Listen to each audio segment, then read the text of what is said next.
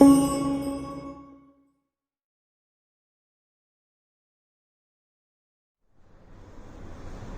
Students, अब आपको human health and disease में इम्यूनिटी का नेक्स्ट वीडियो मिलने जा रहा है। आपको पता होगा पिछले वीडियो में हमने बताया था एंटीजन और एंटीबॉडी के बारे में, और एंटीबॉडी के पूरे स्ट्रक्चर के बारे में बता दिए थे, याद होगा। पहले तो आप ये फिर से एक लाइन समझ लीजिए कि कोई भी जो पैथोजन है वो जब आपके बॉडी में एंट्री लेता है, पैथोजन का मतलब डिजीज कॉज करने वाला ऑर्गेनिज्म, जब आपके बॉडी में एंट्री लेता है तो वो जो कुछ भी सब्सटेंस, केमिकल सब्सटेंस को रिलीज करता है, उस केमिकल सब्सटेंस के खिलाफ अगर आपके बॉडी का इम्यून सेल एंटीबॉडी बना देता है, इसका मतलब वो एंटीजन है। ठीक है, ये तो आप क्लियर समझ गए थे। यानी कि एंटीजन जब आता है तो एंटीबॉडी बनता है, और ये एंटीबॉडी एंटीजन का रिएक्शन ही आपको हमने कल बताया था। ठीक है, तो कहता है ये antigen antibody, okay, antigen antibody reaction, यानी कि एंटीजन आने के बाद एंटीबॉडी बना। ठीक है, यानी ये आपके बर्थ के बाद हुआ, इसलिए इसको बोलते हैं हम लोग एक्वायर्ड इम्यूनिटी। क्या बोलते हैं इसको? Acquired immunity. और जो जन्म के पहले आया था उसको हमने क्या बोला था? Innate immunity. फिर हमने ये भी बताया था कि पहली बार जब आपका बॉडी एक्सपोज होता है एंटीजन के लिए, ठीक है, एंटीजन आने के बाद जब मतलब एंटीजन से आपका बॉडी जब पहली बार क्या होता है? एक्सपोज होता है, तब जो एंटीबॉडी बनता है एंटीजन को न्यूट्रलाइज करने के लिए, उसको हम लोग बोलते हैं फर्स्ट इम्यून रिस्पॉन्स या प्राइमरी इम्यून रिस्पॉन्स। और जब सेकेंड बार उसी टाइप का एंटीजन आता है, तब जो हमारा बॉडी रिस्पॉन्स करता है, तब जो हमारे बॉडी का इम्यून सेल रिस्पॉन्स करता है, उसको बोलते हैं सेकेंडरी इम्यून रिस्पॉन्स। क्या बोलते हैं? Secondary immune response. क्लियर है पॉइंट?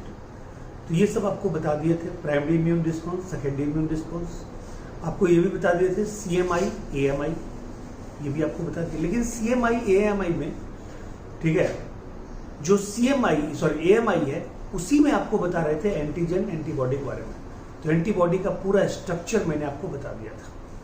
ठीक है, एंटीबॉडी हमने बताया था कि 5 तरह के होते हैं, और एंटीबॉडी के स्ट्रक्चर में याद होगा हमने बोला था 4 पेप्टाइड चेन होते हैं, 2 लंबे और 2 शॉर्ट। जो लंबे चेन होंगे एंटीबॉडी में वो क्या होंगे? कहता है उनका मॉलिक्यूलर वेट ज्यादा होगा, उनको क्या बोलेंगे? Heavy chain. और जो छोटे चेन होंगे, शॉर्ट चेन होंगे, वो क्या होंगे? जो शॉर्ट चेन होंगे वो क्या होंगे? तो कहता है वो लाइट वेट का होंगे, मॉलिक्यूलर वेट कम होगा, तो उसको हम लोग क्या बोलेंगे? उसको हम लोग बोलेंगे लाइट चेन। क्या बोलेंगे? Light chain. यानी कि L2 और H2, 2 लाइट चेन और 2 हैवी चेन। ठीक है, यानी L2H2 की बात करेंगे। ठीक है, क्लियर है पॉइंट? यानी कि अगर एंटीबॉडी लिखना हो तो हम लिखेंगे L2H2, क्योंकि उसमें 2 लाइट चेन होंगे और 2 हैवी चेन होंगे। फिर अगर एंटीबॉडी को हमें लिखना हो तो हम IG लिखते हैं। IG क्यों लिखते हैं?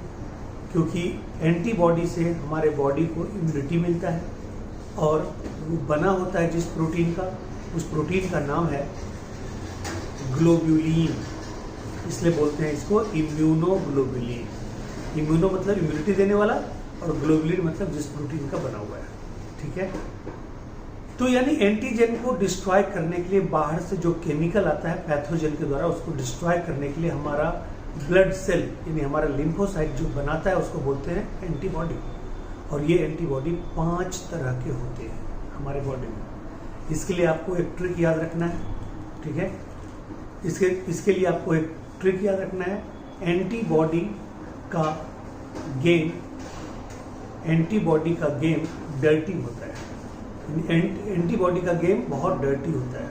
ठीक है, तो antibody game dirty, dirty, game dirty, यानी कि गेम, पहले हम गेम याद करें।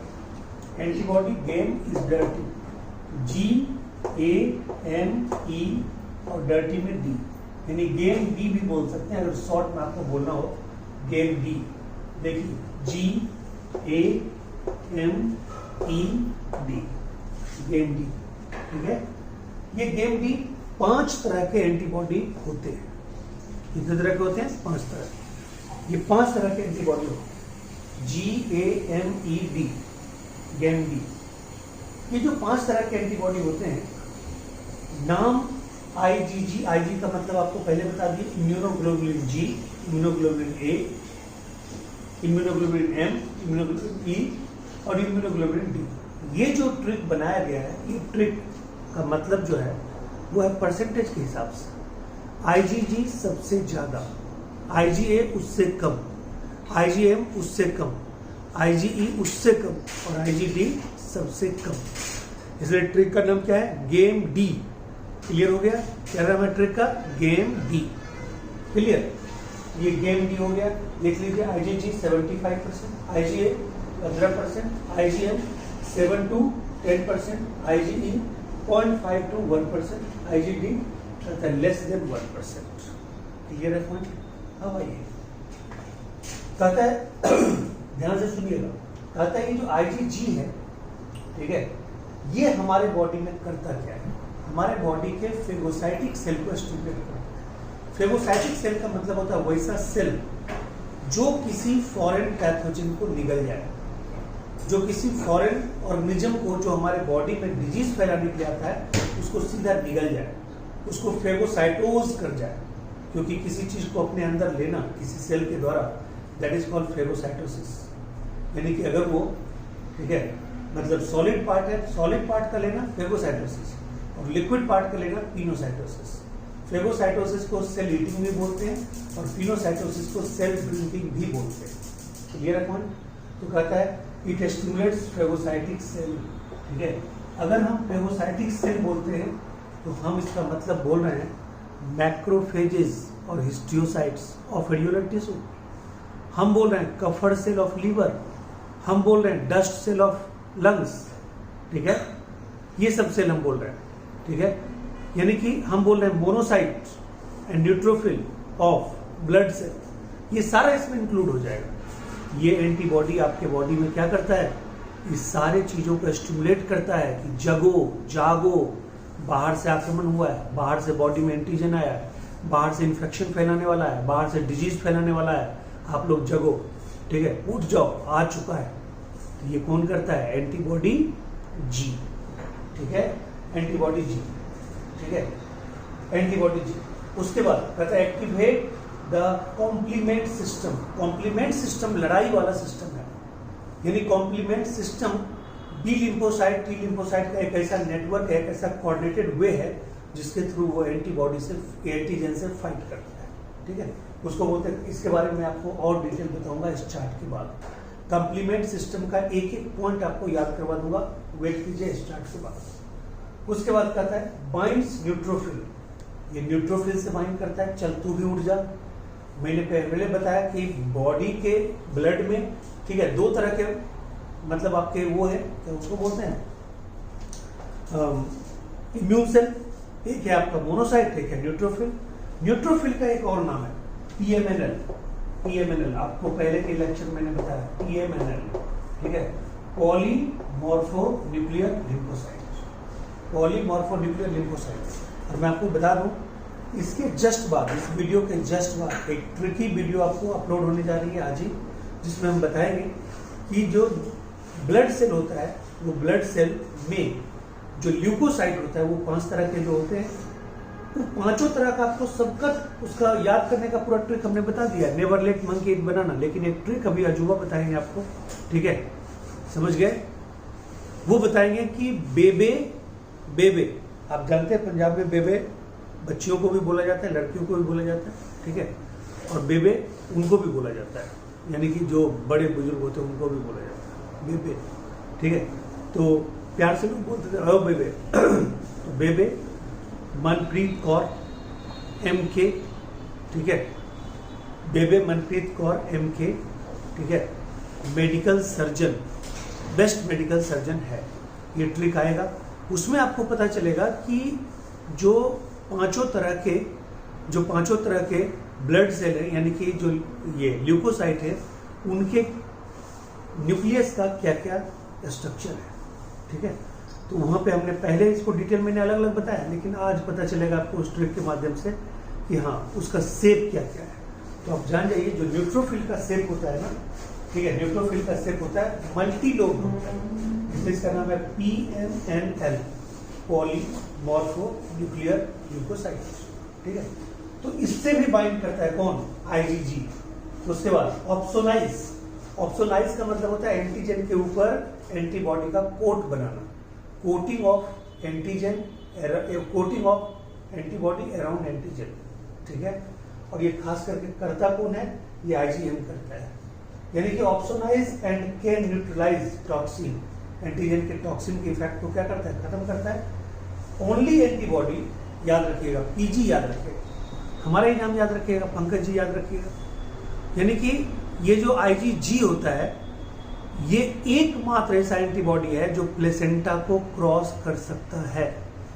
यानी कि मां के बॉडी में जो बच्चा पल रहा है, तो मां के बॉडी का एंटीबॉडी G प्लेसेंटा को क्रॉस करके बच्चे की बॉडी में जा सकता है और बच्चे को गर्भ में रक्षा कर सकता है, प्रेगनेंसी के दरमियान भी उसकी रक्षा कर सकता है। यानी एकमात्र एंटीबॉडी जो प्लेसेंटा को क्या करेगा, क्रॉस करेगा, प्लेसेंटा को क्रॉस करेगा। ठीक है, only antibody that can cross the placenta and, ठीक है, confer the immunity on the foetus. Clear है पॉइंट। अब आइए, हमने आपको बताया था, याद कीजिए, कि हर एंटीबॉडी में एक साइट होता है जहां पे एंटीजन मतलब अटैच होता है, यानी एंटीजन को बाइंड जो करता है, उसको हमने बोला भी था वेरिएबल रीजन, याद होगा आपको, इसके पहले के वीडियो को आप देखिए। एंटीबॉडी के स्ट्रक्चर में बताया था कि टर्मिनल पॉइंट पे दोनों तरफ, ठीक है, एंटीजन बाइंडिंग साइट होता है, जिसको ABS बोलते हैं, एंटीजन बाइंडिंग साइट। उसको ही बोलते हैं पाराटॉप। क्या बोलते हैं उसको, पाराटॉप। उसको बोलते हैं पाराटॉप, यानी एंटीजन बाइंडिंग साइट या पाराटॉप। तो हमने गेम की ट्रिक तो आपको बताई है, साथ ही साथ एक और ट्रिक बताते हैं।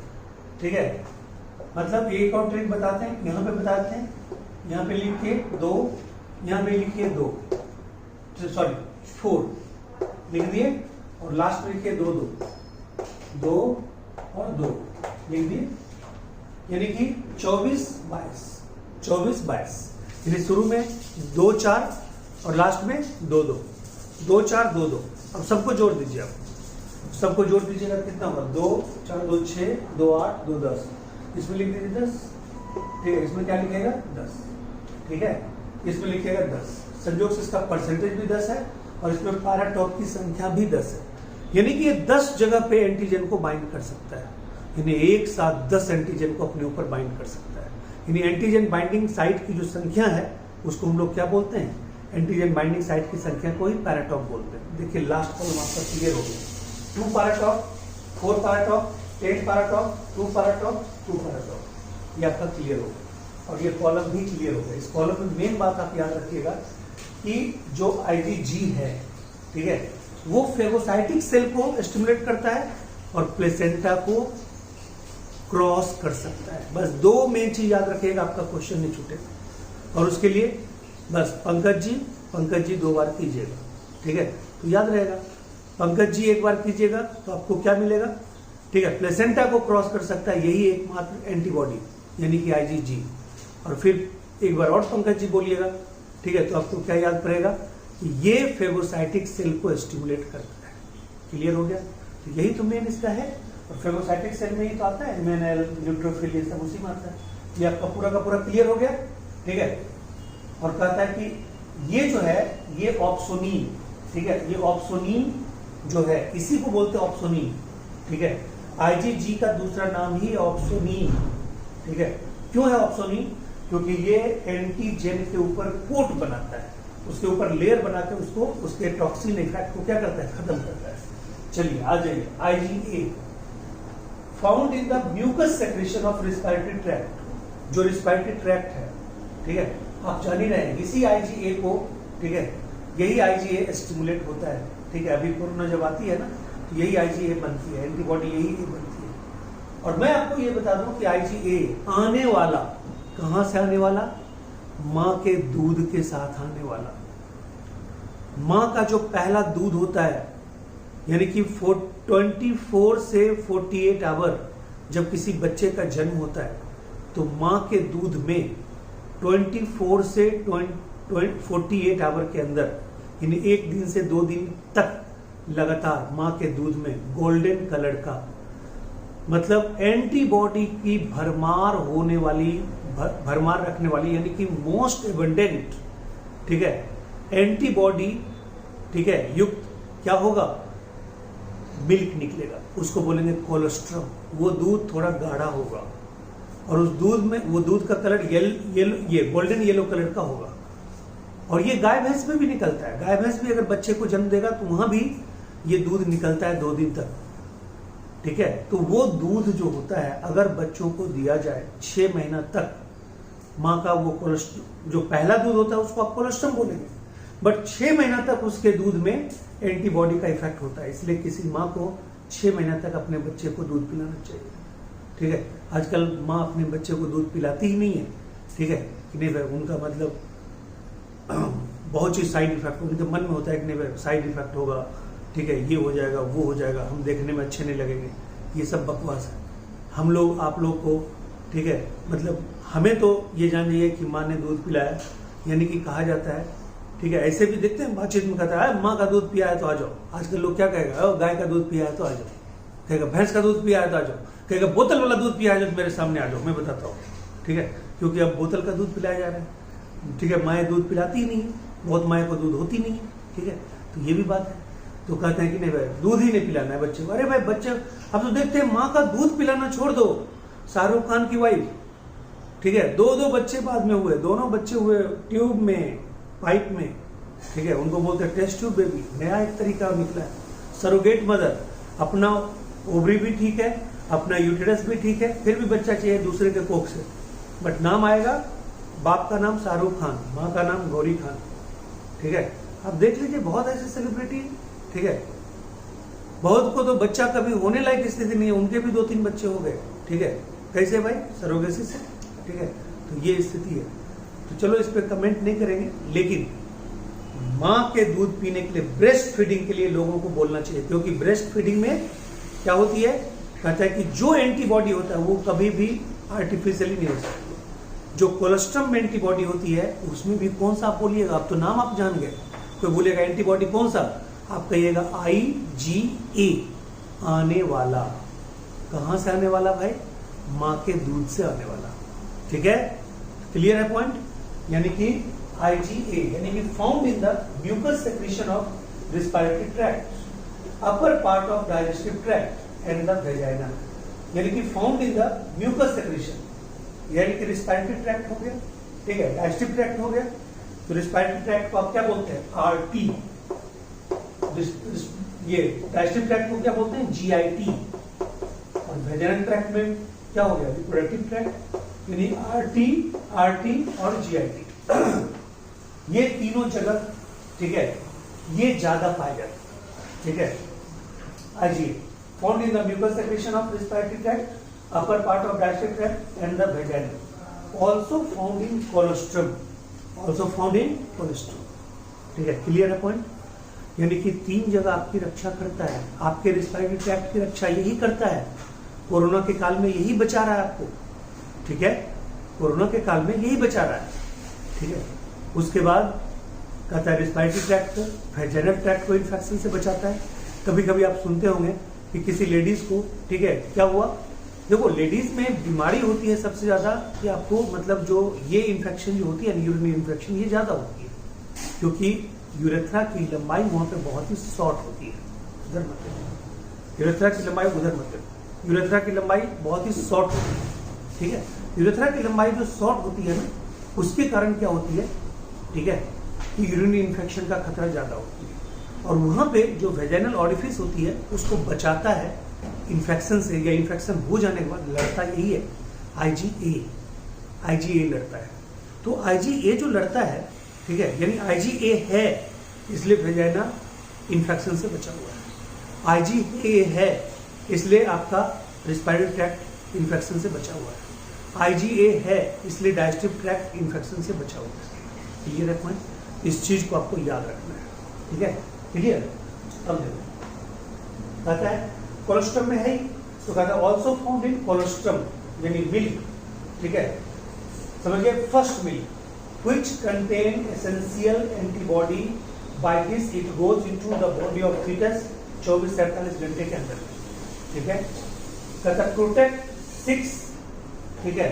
Protect 6 month. हाँ, ये बच्चे को, फीटस को जन्म लेने के बाद भी 6 महीने तक बचा के रखता है डिफरेंट डिजीज से। तो आप सोचिए कितनी बड़ी बात है। 6 महीने तक फीडिंग करवाएंगे, 6 महीने तक बच्चा बचा रहेगा, ठीक है? उसको कोई रोग होने का खतरा नहीं होगा अगर हम दूध पिलाते हैं तो, ठीक है? तो जितने भी मतलब माएँ बनती हैं उनको हम लोग का फर्ज है, ठीक है, उनको स्टिमुलेट करना, उनको समझाना, ठीक है, कि नहीं भाई बच्चे को दूध पिलाना चाहिए, ठीक है? अब आइए, cholesterol is golden liquid substance. Clear है पॉइंट? ठीक है? 4 पारा टाइप होता है। अब इसमें देखिए 7, अब ये IgM जो है ये सबसे लार्जेस्ट है, सबसे बड़ा यही है साइज में, ठीक है? यानी immunoglobulin M is the largest antibody. कहता है प्रीडोमिनेंट, ठीक है, अर्ली एंटीबॉडी, सबसे पहला एंटीबॉडी है, प्रीडोमिनेंट होता है। और ये अर्ली एंटीबॉडी क्यों बोलते हैं? क्योंकि जब इन्फेक्शन होती है ना, सबसे पहले लड़ने के लिए आपको यही आता है, सबसे पहले कूदते हुए लड़ने के लिए नहीं मैं बर्बाद करूंगा इसको, एंटीजन। तो सबसे पहले एक्टिवेट नहीं होता है, first activate after exposure to antigen. जो ही बाहर से एंटीजन आएगा तो यही एक्टिवेट होगा, ठीक है? Due to highest number of ABS, antigen binding site, कितने होता है? 10, अभी बताए थे 10, ठीक है? ABS और paratope, it is an effective agglutinator of antigen, यानी किसी एंटीजन के खिलाफ सबसे ज्यादा इफेक्टिव रूप से काम यही करता है, क्योंकि 10 हाथों से लड़ सकता है, इसके पास 10 हाथ है, यानी कि 10 हाथ है जहां पे एक हाथ एक एंटीजन को क्या करेगा? समेट लेगा, ठीक है? कहता है कि इम्पोर्टेंट, ठीक है, for initial activation of B lymphocyte, यानी कि बी लिम्फोसाइट को सबसे पहले, या मैक्रोफेजेस को, ठीक है, या कॉम्प्लीमेंट्री सिस्टम को, कॉम्प्लीमेंट्री सिस्टम भी लड़ता है, मैक्रोफेजेस भी लड़ता है, ठीक है, और बी लिम्फोसाइट भी लड़ता है। इन तीनों को सबसे पहले एक्टिवेट करने वाला कौन है? यही होता है, कौन? एंटीबॉडी, ठीक है, M। यहां तक क्लियर है? अब आइए IgE। ये E क्या होता है? 0.5 to 1%। परसेंटेज तो इनका और इनका लगभग बराबर है, और इनका दोनों का फंक्शन भी ज्यादा नहीं है। देखिए, मान लीजिए कि कोई एलर्जेंस आया, मान लीजिए कि आप एक ऑटो में पीछे बैठे हुए थे और आपके ऑटो मतलब पीछे बैठे हुए थे, ठीक है, ऑटो में, और पीछे से एक बहुत बड़ा ट्रक आ रहा था, उसका धुआं निकल रहा था, ठीक है, या अगल बगल जाम में आप फंस गए, पीछे ऑटो में बैठे हुए या आगे बैठे हो, जहां मर्जी, आपको डायरेक्ट धुआं आ रहा है, आप कार में नहीं है, बंद कार में नहीं है, जब डायरेक्ट धुआं आ रहा है तो आपकी रनिंग नोज होगी, रनिंग आई होगी, ठीक है, छींके आएगी और आपको सांस लेने में दिक्कत होगी, due to presence of more extra carbon monoxide. तो ये एलर्जिक रिएक्शन होगा, ठीक है? ये जो एलर्जिक रिएक्शन होगा, उस एलर्जिक रिएक्शन से बचाने का काम करेगा IgE। यानी IgE कुल मिला के आप बोल सकते हो कि IgE control the all types of inflammatory reaction occurs in our body. यानी हमारे बॉडी में जितने इन्फ्लामेटरी रिएक्शंस होते हैं उन सब से हमें बचाता है कौन? उनके एंटी इफेक्ट, उनके बैड इफेक्ट, उनके एबनॉर्मल इफेक्ट से बचाता है कौन? IgE, ठीक है? तो IgE एलर्जी, ऐसे याद रखिएगा, E से एलर्जी नहीं होता है, A से एलर्जी होता है, बट IG मतलब A को एलर्जी से मत जोड़िएगा, IgE फॉर एलर्जी, ठीक है? IgE फॉर एलर्जी, ठीक है? तो ये याद रखिएगा, ठीक है? यानी एलर्जी क्या होता है? वीक एंटीजन होता है, यानी इसके खिलाफ जो एंटीबॉडी बनता है वो बहुत ही वीक एंटीबॉडी होता है। तो सबसे वीकेस्ट एंटीबॉडी पूछेगा इस सब में कौन होता है, तो कहिएगा IgE, जो सबसे वीक एंटीजन के खिलाफ बनता है। वीक एंटीजन का मतलब एलर्जेंस। एलर्जेंस कोई भी पदार्थ हो सकता है, मैंने इसके पहले वाले वीडियो में बताया, पॉलन ग्रेन भी एलर्जेंस का काम करता है, ठीक है? व्हाइट पार्ट ऑफ एग भी काम करता है, चिकन का फीदर्स भी काम करता है, ठीक है? किसी के लिए दूध भी एंटीजन का काम करता है, किसी के लिए ब्लड सेल भी एंटीजन का काम करता है, किसी के लिए, ठीक है, किसी के लिए ब्लड भी एंटीजन का काम करता है, किसी के लिए आप समझ जाओ कि मतलब घास, जो घास होती है ना, वो भी एंटीजन का काम करता है। यानी एंटीजन कोई भी चीज जिसको देख के आपको इरिटेशन होती है वो एंटीजन काम करेगा। खाने वाला चीज हो, पीने वाला चीज हो, अगर उसको देख के आपको इरिटेशन हो रही है तो उसको नहीं लेना चाहिए। वो लेने के बाद आपके बॉडी में इम्यून रिएक्शन शुरू हो जाती है, और इम्यून रिएक्शन को कंट्रोल करने के लिए कौन आता है, कौन सा केमिकल, मैं पहले बता चुका था टिश्यू चैप्टर में, हिस्टामीन। और हिस्टामीन किस सेल से निकलता है? मास्ट सेल से। तो मास्ट सेल से जब हिस्टामीन निकलता है तो एलर्जिक रिएक्शन को रोकता है, और मास्ट सेल से हिस्टामीन को निकलवाने वाला जो है वो आईजीई है। मतलब आईजीई इंफ्लेमेटरी रिएक्शन को बैलेंस करता है, मेंटेन करता है, पॉजिटिव करता है, यानी हार्मफुल नहीं बनाता है, by the stimulation of mast cell. और आप जानते हैं मास्ट सेल से 3 केमिकल निकलता है, सीरोटोनिन, हिस्टामीन और हिपेरिन। तो सीरोटोनिन, हिस्टामीन और हिपेरिन, ठीक है, ये 3 केमिकल निकलता है। बट मास्ट सेल से सबसे ज्यादा जो इफेक्टिव होता है अगेंस्ट इंफ्लेमेटरी रिस्पॉन्स है, वो होता है हिस्टामीन। तो हिस्टामीन को निकलवा के मास्ट सेल से अपना काम पूरा करता है कौन? आईजीई। उसी के बारे में लिखा हुआ है, mediated in allergic reaction response most importantly activate histamine secreting cell, यानी mast cell also appear to play a role in parasitic infection. Parasitic infection से बचाता है। Overall control all types of allergic reaction. Allergens बराबर weak antigen, ठीक है। अब कहता है IgD less than 1% activating and suppressing activity of lymphocyte found in large quantity in the cell membrane of many of cell. कहता है बहुत सारे ऐसे B सेल है ना, उनके ऊपर बहुत सारे एक इकट्ठे B lymphocyte प्रेजेंट रहते हैं, ठीक है। तो कहता है कि उसको ओवर एक्टिविटी से भी बचाता है, ठीक है, और उसको प्रोटेक्ट करके भी रहता है। यानी ये एक तरह से बैलेंसर है, ठीक है। और एक बात और बता दें, वहां पे नहीं लिख पाए हैं, ये इमरजेंसी पीरियड में काम आएगा। जब कोई एंटीबॉडी काम नहीं आएगा, ये सबसे संख्या में, मात्रा में कम होता है, बट इमरजेंसी पीरियड में आपको काम आएगा, ठीक है। वर्क ऑल्सो, ठीक है, ड्यूरिंग, ठीक है, इमरजेंसी पीरियड, इमरजेंसी पीरियड, ठीक है। तो इसमें आपको 2 ट्रिक हो गया, दोनों ट्रिक को याद रखिएगा। एक ट्रिक हो गया गेम डी, गेम डी मतलब GAMED, ठीक है। गेम डी इन सीक्वेंस है, सबसे ज्यादा परसेंटेज है, उससे कम वो, उससे कम वो, उससे कम वो, ये 15% है, याद रखिएगा। पैराटॉप यानी हर एंटीबॉडी में एंटीजन बाइंडिंग साइट होता है। पैराटॉप 2 2 10, ये 2 4 10 2 2, 2 4 10 2 2, यानी 2 4 शुरू में 24 लिखेंगे, लास्ट में 2 के लिए 22 लिखेंगे, और सबको जोड़ के 10 लिखेंगे, ठीक। तो ये आपका हो गया। और अब आपको मैं बता दूं, इसको यहाँ पे डिस्कस नहीं करेंगे, लेकिन मैं आपको बता दूं, एंटीजन और एंटी बाइंडिंग, एंटीजन और एंटीबॉडी का जो रिएक्शन होता है, ठीक है, उसके 5 स्टेप होते हैं। कहता है AOENL। इसका ट्रिक आपको बताएंगे अगले, मतलब वीडियो लेक्चर में, इसका ट्रिक बताएंगे अगले वीडियो लेक्चर में। ये जो अगला वीडियो लेक्चर है, ठीक है, वो भी होगा आपका इसी से रिलेटेड, लेकिन उसमें ये 5 स्टेप होगा, और एंटीबॉडी के बारे में कुछ और कहानियां होंगी, ठीक है। तो कहता है AOENL, ठीक है। ये जो 5 स्टेप है, ये 5 स्टेप के बारे में कहानी होगी, ठीक है। तो कहता है A for agglutination, A for agglutination, agglutination यानी A for agglutination, O for opsonisation, opsonisation, O for opsonisation, ठीक है।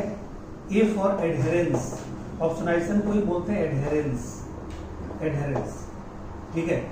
P फॉर, ठीक है, ये है आपका परफेक्टनेस, परफेक्टनेस, ठीक है। यानी कि या इसको आप बोल सकते हैं, ठीक है, प्रेसिपिटेशन, प्रेसिपिटेशन, प्रेसिपिटेशन, ठीक है, ठीक है। क्लियर है पॉइंट। प्रेसिपिटेशन को प्रिपरेशन भी बोल सकते हैं, प्रिपरेशन, ठीक है। एन फॉर न्यूट्रलाइजेशन, न्यूट्रलाइजेशन, ठीक है। एल फॉर लाइसिस, क्या बोलिएगा, ठीक है। तो कहता है एग्लूटिनेशन, एडहेरेंस, ऑप्सोनाइजेशन, ठीक है। उसके बाद क्या बोलिएगा, ये प्रिपरेशन या प्रेसिपिटेशन या परफेक्टनेस, उसका न्यूट्रलाइजेशन और लाइसिस। ये पांचों को हम लोग, ठीक है, लास्ट में क्या करेंगे बताएंगे, इसका भी ट्रिक आपको बताएंगे, ठीक है। थैंक यू सो मच, इंतजार कीजिए अगले वीडियो का, ठीक है, वेट कीजिए।